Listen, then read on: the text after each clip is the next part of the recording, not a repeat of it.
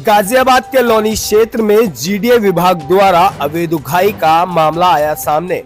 आपको बता दें, जहां गाजियाबाद विकास प्राधिकरण लगातार घाटे में नजर आ रहा है, वहीं विकास प्राधिकरण के कुछ अधिकारी अपने जेब भरने में लगे हुए हैं।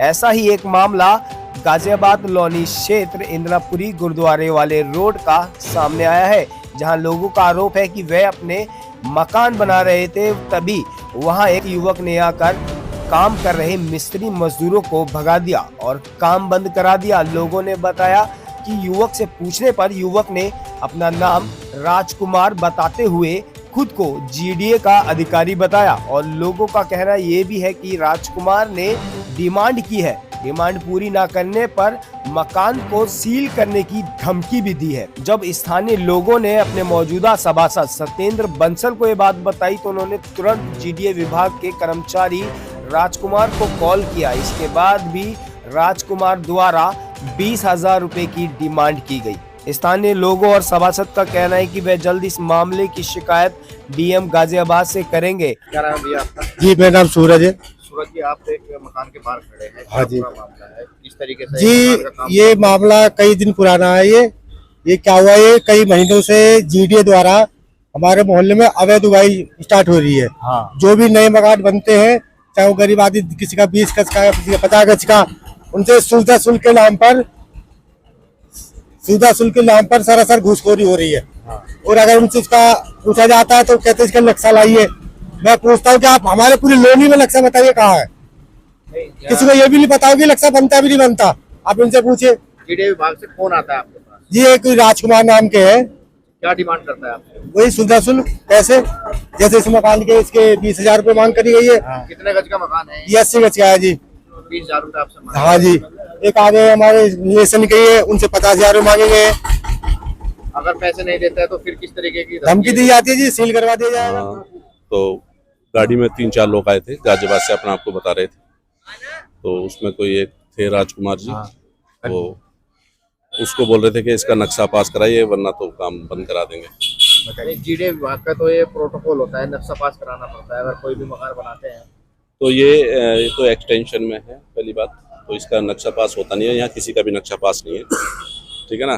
तो आगे भी एक मकान बना, उसको बोल रहे कि उसके पास भी ऐसे गए और वहाँ बोल रहे 20,000 रुपये, यहाँ से 20,000 रुपये मांग रहे थे, वहाँ पता नहीं कितने पैसे मांगे वहाँ पे।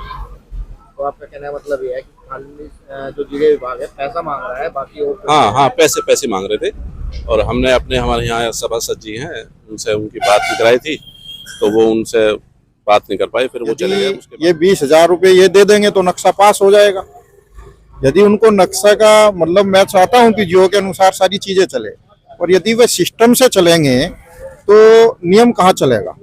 वो सिस्टम ज्यादा फ्लो करते हैं और कानूनी बेस पर काम नहीं कराते।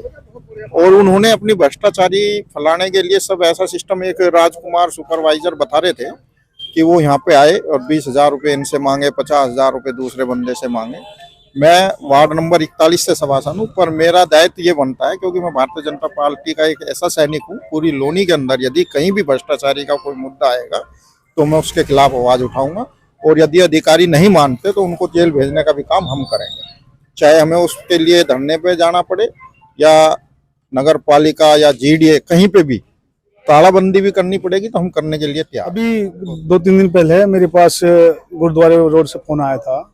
एक 83 गज का मकान है, वहाँ पे कोई जीडीए के सुपरवाइजर बता रहे थे, राजकुमार जी अपने आप को। वहाँ पे कोई 20,000 रुपये सुविधा शुल्क मांग रहे थे। तो मैंने बोला था कि आप मेरे से आगे मिलो, कि कॉलोनी में अगर इस तरह का कोई मामला है, उत्पीड़न हो रहा है कॉलोनी वासियों का, तो उस पर मैं माननीय डीएम साहब से या अपने उच्च पदाधिकारियों से मैं इस बारे में एक बार शिकायत दर्ज कराऊंगा। मुझे भी अभी जानकारी हुई है कि भाई मेरी कॉलोनी में, मेरे वार्ड में अवैध उगाही हो रही है। कोई जीडीए के सुपरवाइजर बताते हैं अपने आप को राजकुमार जी, 3-4 लोग होते हैं, अवैध रूप से बिल्डिंगों से मकान बन रहे हैं, उनसे उगाही करते हैं। जीडीए विभाग का प्रोटोकॉल भी होता है कि नक्शा दर्ज कराने के बाद ही मकान बनाया जाए।